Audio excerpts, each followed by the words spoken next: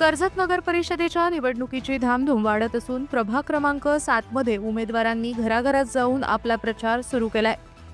प्रत्येक उमेदवार मतदारांना प्रत्यक्ष भेटून आपली भूमिका, कामाचा आढावा आणि पुढील योजना मांडत आहे। सकाळपासून रात्रीपर्यंत सुरू असलेल्या या जनसंपर्क मोहिमेमुळे परिसरात निवडणूक वातावरण तापलं आहे। या जागेवर शिवसेनेकडून वैभव सुरावकर आणि भाजपच्या गौरी भालचंद्र जोशी मैदानात असून दोन्ही उमेदवार प्रभागात फिरत नागरिकांना भेटून संवाद साधतात, तसंच त्यांच्या समस्या ऐकतायत। त्यांच्या या मोहिमेला नागरिकांचाही चांगला प्रतिसाद मिळतोय। या प्रभागातून आपला विक्रमी मतांनी विजय निश्चित असल्याचा विश्वास या दोन्ही उमेदवारांना आहे। मतदारांचा अत्यंत चांगल्या प्रकारे आम्हाला प्रतिसाद आहे।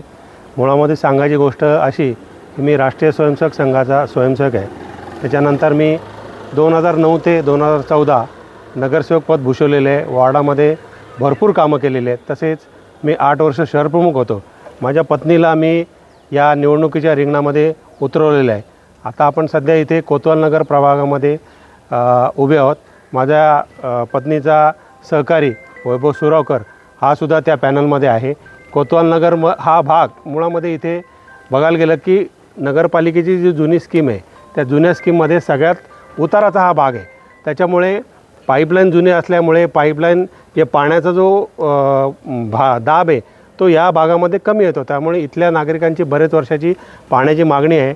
आमदार महेंद्र शेठ थोरवे यांनी महायुतीच्या माध्यमातून 58 कोटीचा फंड मंजूर करून आणलेला आहे। त्याचं काम पूर्ण नगरपालिका क्षेत्रामध्ये वाढीव पाणी पुरवठा योजना ह्या नावाने सुरू आहे आणि या भागातल्या नागरिकांची मागणी असल्यामुळे आणि या लोकांनी इथले जे स्थानिक कार्यकर्ते आहेत यांनी मागणी केल्यामुळे एक्सप्रेस लाईन म्हणजे स्पेशल डायरेक्ट ह्या कोतवाल नगरमध्ये त्याचा पुरवठा होणार आहे।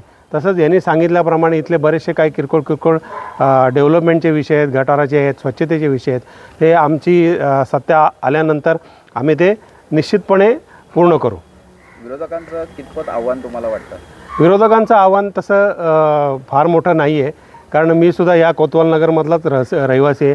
गेले 5 वर्ष मी इथे राहतो आहे आणि मला बरेच वर्ष राजकारणाचा अनुभव असल्यामुळे त्या बाबतीमध्ये काय करायचं, कुठल्या प्रकारचं शासकीय अनुदान आणायचं वगैरे हे चांगल्या पद्धतीने मी माझ्या पत्नीला सहकार्य करू शकतो आणि ती सुद्धा या पुढच्या काळामध्ये चांगल्या पद्धतीने राजकीय आणि सामाजिक क्षेत्रामध्ये काम करेल।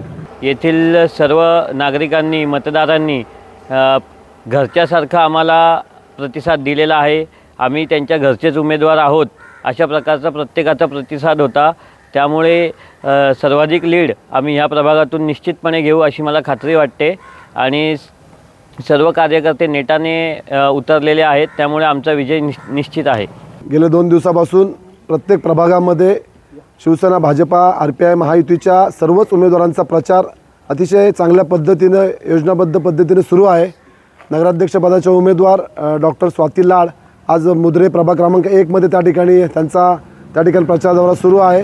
आज या प्रभाग क्रमांक 7 मध्ये या ठिकाणी माझ्या सर्वांच्या सोबत या ठिकाणी या प्रभागातून निवडणूक लढवणारे आणि खऱ्या अर्थाने गेल्या 4-5 वर्षापासून या प्रभागाला खऱ्या अर्थाने न्याय देणारा एक चांगला होतकरी युवा सहकारी वैभव सुरावकर आणि गौरी भालचंद्र जोशी हे 2 उमेदवार या ठिकाणी नगरसेवक पदाची उमेदवारी लढवत आहेत।